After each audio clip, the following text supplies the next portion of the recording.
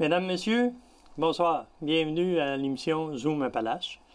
Nous avons reçu récemment Mme Maggie Lamotte-Boudreau, qui est apicultrice, mais elle n'est pas devenue apicultrice comme ça.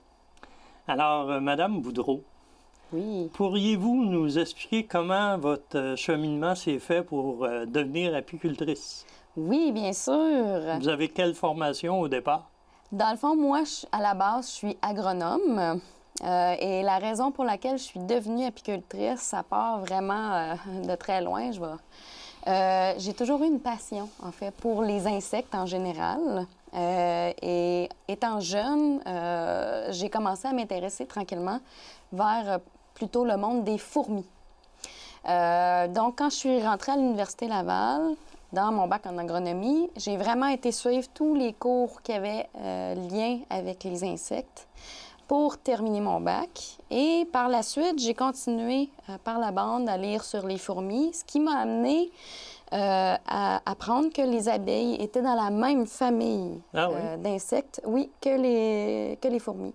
De là, je suis allée, moi, ici, au bureau du ministère de l'Agriculture à Tête-Ferme. Je suis allée voir M. Michel Lamontagne, qui m'a référé à ce moment-là à une formation plus particulière en apiculture qui se donnait à l'époque au cégep de Lévis-Lauzon.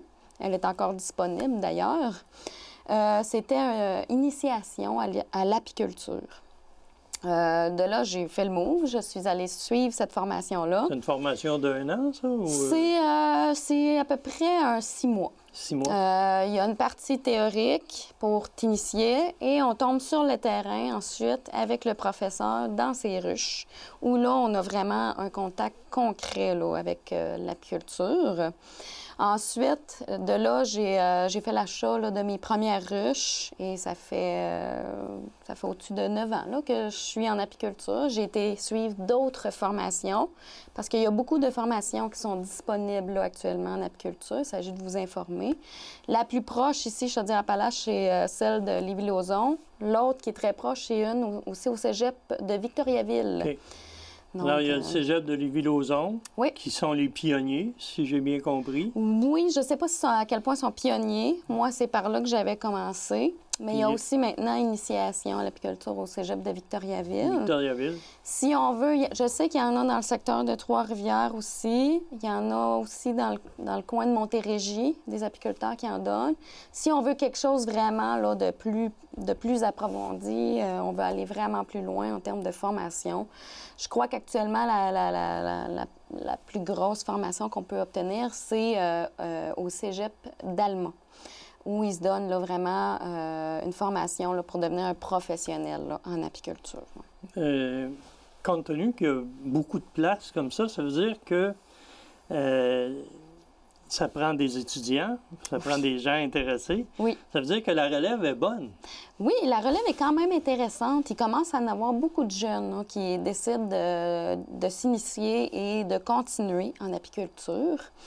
C'est sûr qu'on a encore aussi l'ancienne garde, je vais l'appeler comme ça, qui est là. En fait, je pense que ce qui peut devenir un petit peu plus complexe, c'est en fait un jeune qui reprenne là, une entreprise d'un autre apiculteur, mais on a tellement des beaux organismes maintenant qui nous aident à faire un transfert là, avec une relève non apparentée. On pense entre autres à l'Artère. L'Artère, oui. Qui est un super bel exemple. Là. Qui ont fait justement récemment un transfert de ferme. Là. Oui, c'est ça. Fait que non, on a des belles aides disponibles. Bon. Vous me disiez dans l'émission précédente que vous avez 250 ruches. Plus ou moins, oui. Alors là, c'est une petite PME, ça. Est-ce que vous avez des employés? Oui, moi, je fonctionne avec 2 employés l'été. J'ai 2 employés qui m'aident à la production des reines abeilles. Moi, j'ai vraiment, je vais appeler ça un rush de travail. Ça commence autour de la mi-mai, donc autour du 15 mai, jusqu'à peu près le 15 août, où là, la production de reines commence à se terminer. Dans ces 3 mois-là, dans le fond, moi, il faut que je produise le plus possible de reines parce que les apiculteurs qui sont sur la pollinisation, eux, sont tellement occupés à transporter leurs ruches ici et là. Ils perdent des ruches sur le transport. Il faut qu'ils aillent voir qu'est-ce qui se passe, comme je vous disais, aux 10 jours, tout au plus. Qu'est-ce qui se passe dans chacune des ruches pour voir si elle a encore sa reine, si elle a des maladies. Fait que lui, il n'a pas le temps. Il y en a plusieurs qui n'ont pas le temps, dans leurs entreprises, de produire ces reines-là. Donc, moi, je suis là, je fais ma sélection génétique. J'ai touché beaucoup à la pollinisation par mes anciens emplois parce que j'ai travaillé pour plusieurs apiculteurs avant d'être à mon compte. Donc, là, moi, je produis des reines qui sont sélectionnées spécifiquement, entre autres, pour la pollinisation. Je vais avoir quelques lignées là, qui vont produire un peu plus, qui vont produire un petit peu plus de miel, tout ça. Mais les points principaux que j'essaye de couvrir, c'est l'hygiénisme pour les maladies, tout ça. Plus une abeille va être propre, plus elle va maintenir sa ruche propre, moins tu as de chances que tu vas te ramasser avec une ruche malade. C'est la reine qui fait ça, la propreté, ou c'est chacune des abeilles? Chacune des ouvrières. Mais ça, c'est codé dans la génétique de l'abeille. Donc, en sélectionnant pour une ruche qui va avoir une tendance à être plus hygiénique, à maintenir sa maison plus propre, quand tu sélectionnes pour ça, bien, les filles de cette ruche-là vont avoir tendance à être plus propres. Donc là, en sélectionnant pour ce critère-là, on vient justement diminuer la chance qu'on ait des maladies qui pourraient carrément faire mourir notre ruche, en fait. Là. Mais dans l'émission précédente, vous me disiez que c'est de l'essaimage pour avoir une nouvelle reine. Vous le provoquez comment, l'essaimage? Moi, je ne fais pas un autre essaim. Moi, je garde ma ruche, puis dans le fond, je prends un cadre de couvain avec des larves, du couvain perculé, des œufs. Je vais greffer à l'aide d'un tout petit outil. Je vais prendre la larve lorsqu'elle a 1 jour. C'est minuscule, ça me prend une loupe. Puis là, je vais le mettre dans une amorce. Dans le fond, moi, je fais mes amorces. C'est comme une coupe, carrément un verre, une coupe, en cire d'abeille que je fais. Il y en a qui utilisent aussi des coupes en plastique. C'est vraiment tout petit. Puis, je mets ma petite larve dans une petite coupe en cire que là, je vais offrir aux abeilles. Elle a une certaine grandeur, longueur, puis je la mets la tête en bas. Puis là, les abeilles vont voir ce que je leur donne, puis ils vont faire « Oh, ça, c'est une... faut que je l'élève comme une reine, celle-là, cette larve-là. » Fait que là, elles vont les nourrir. Parce que la seule différence entre la reine et l'ouvrière, c'est son alimentation au stade de larve. Donc, pour qu'elle devienne une reine, les abeilles vont la nourrir tout le temps qu'elle est à son stade de larve. Elles vont la nourrir avec de la gelée royale. OK. Oui. Pour que la même larve, le même œuf devienne une ouvrière, dans les 2 à 3 premiers jours, elle va avoir un peu de gelée royale. Et de là, elle va tomber au miel et pollen. Donc, le miel pour l'énergie, le pollen pour les protéines. Puis après ça, là, les deux là, vont, dans le fond, vont se différencier, vont devenir la reine, qui va... Son unique travail à la reine, c'est de pondre les œufs. Tandis que l'ouvrière, elle va gérer tous les autres travaux là, dans la ruche. Et d'apporter le miel. D'aller chercher le miel. Ça c'est un autre facteur évolutif. Je fais une petite parenthèse là-dessus parce que c'est super intéressant. L'abeille a tellement bien évolué qu'elle va utiliser, la ruche va utiliser chaque abeille à son maximum de potentiel. Fait que quand l'abeille va éclore, elle va sortir du couvent perculé, sa première job va être dans la ruche. Là, elle va commencer à faire le ménage. Ah, tiens, là, elle va vieillir un petit peu plus, elle va commencer à nourrir les autres larves. Là, elle va passer à tous ces différents âges. Elle va vivre toutes les étapes à l'intérieur de la ruche. Un peu comme l'humain, bébé, enfant, adolescent et adulte. Exactement. Elle va à l'école, dans la ruche, elle apprend, elle se renforcie, elle nettoie, elle fait le ménage. Rendue proche de la fin de sa vie, une abeille va vivre peut-être tout au plus une 40aine de jours pendant l'été. Rendue peut-être à une dizaine, quinzaine de jours avant sa mort, là, on l'a utilisé à son plein potentiel à l'intérieur. On a besoin de monde pour aller chercher du miel, du pollen à l'extérieur, de l'eau. Elle est prête à y aller.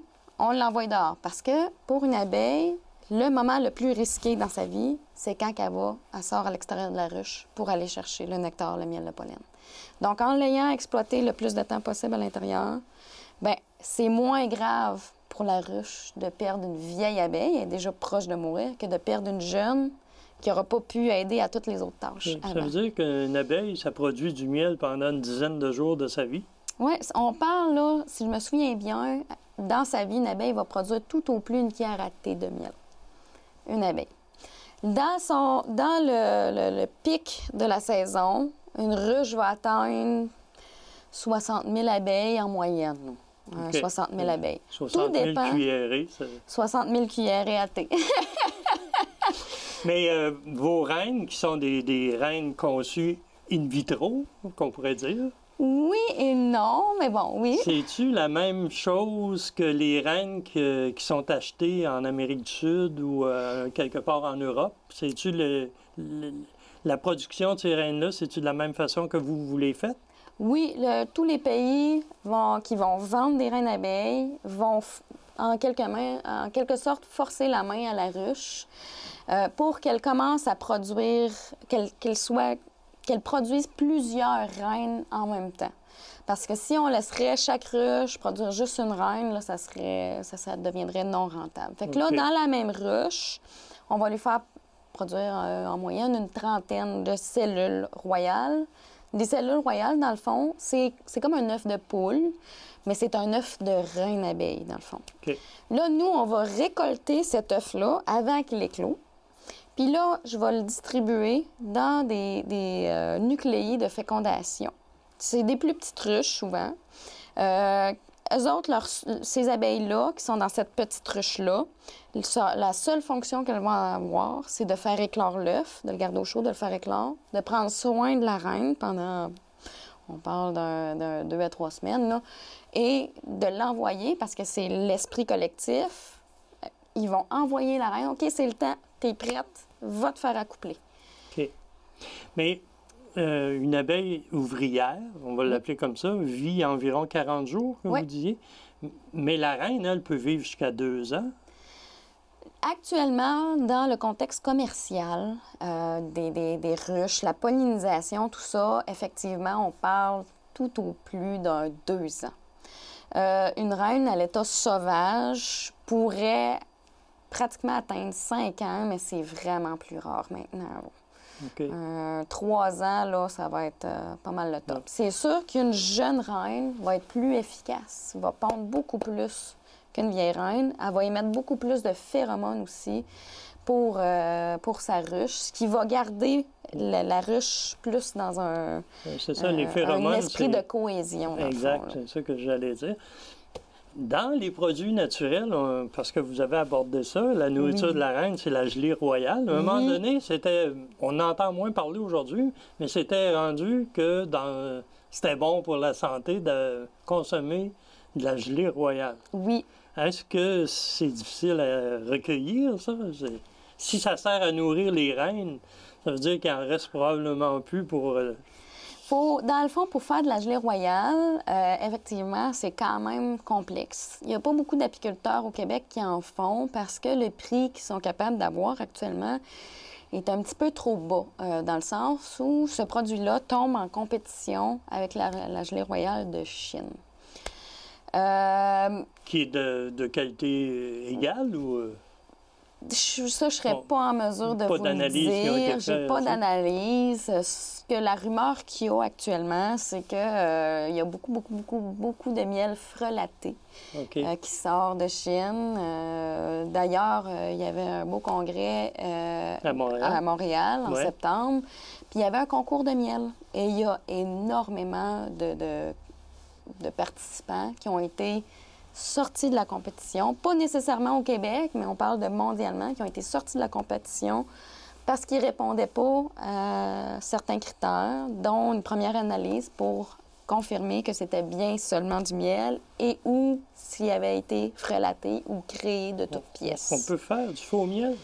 Ça se fait du faux miel. On parle frelaté du miel. Souvent, ce qui va arriver, c'est qu'il va y avoir du miel, du très bon miel à la base. On va rajouter du sirop de sucre.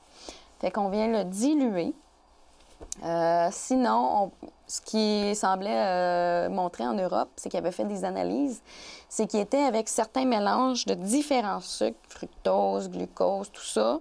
Ils mélangeaient ça ensemble, ils rajoutaient un petit peu de pollen là-dedans, puis c'était extrêmement difficile pour les analyses de détecter que c'était du faux miel. Okay. Ici, au Québec, est-ce qu'on fait du faux miel? Comme c'est là, écoute, je sais qu'il y a eu un article dans le Protégez-vous qui mentionnait qu'il y avait certains apiculteurs qui avaient fait effectivement du faux miel. Bon, moi, de là à dire qui fait du faux miel, qui n'en fait pas, je suis pas en mesure de vous le dire, là. Mais c'est une possibilité. Il faut faire attention à qui on achète notre miel, savoir d'où il vient. Je pense qu'un lien de confiance avec quelqu'un de local, ça peut être super intéressant. Là. Okay. Récemment, j'avais une émission sur la sériculture et puis la personne, M. Francis Lessard, il nous expliquait que la Fédération des producteurs ont des systèmes pour classifier le sirop et l'identifier comme étant du vrai sirop d'érable.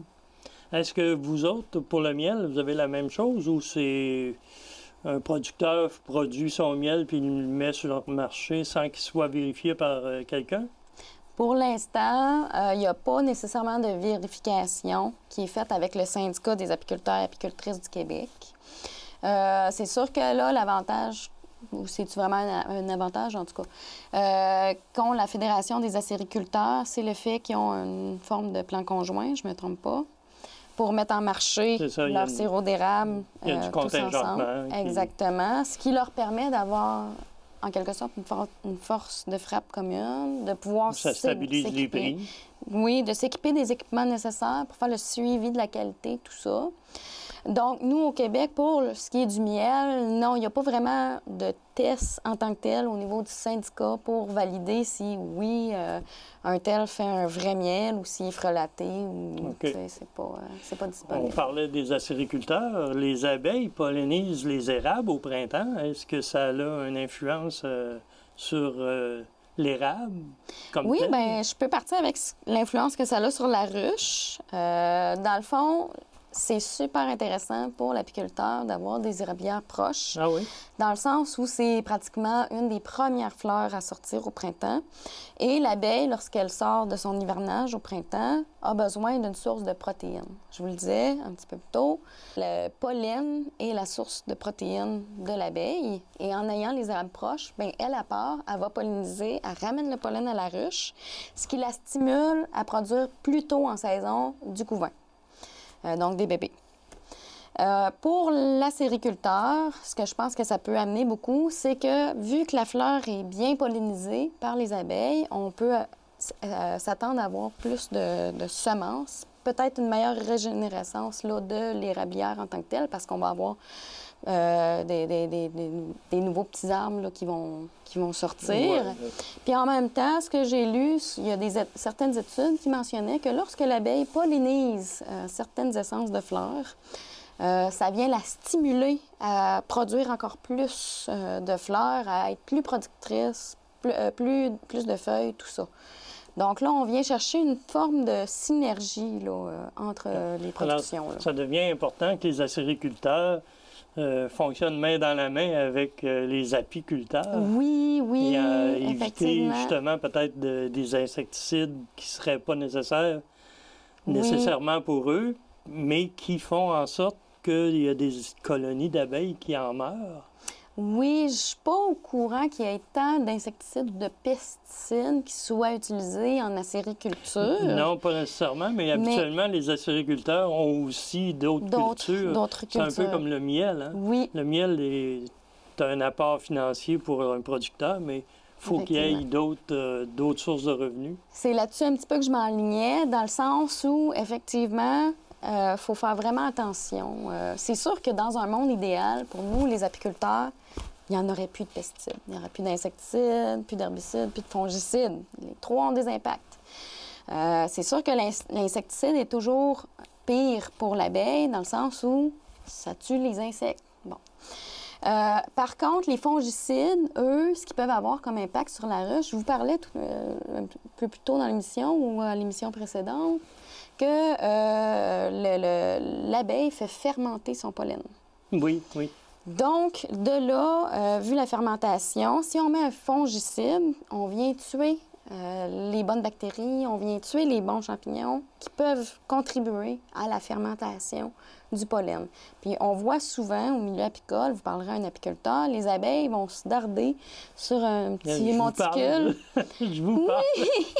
Il y a un petit monticule de rip qui va commencer à pourrir un peu dans le coin du bois ou une bûche un peu plus pourrie. On dirait qu'ils vont aller là-dessus pour récolter l'eau. Puis on pense qu'ils récoltent même par le fait même des bactéries ou des micro-organismes qui seraient bénéfiques là, pour l'abeille, pour toute sa flore intestinale, pour fermenter là, son pollen, tout ça. Là.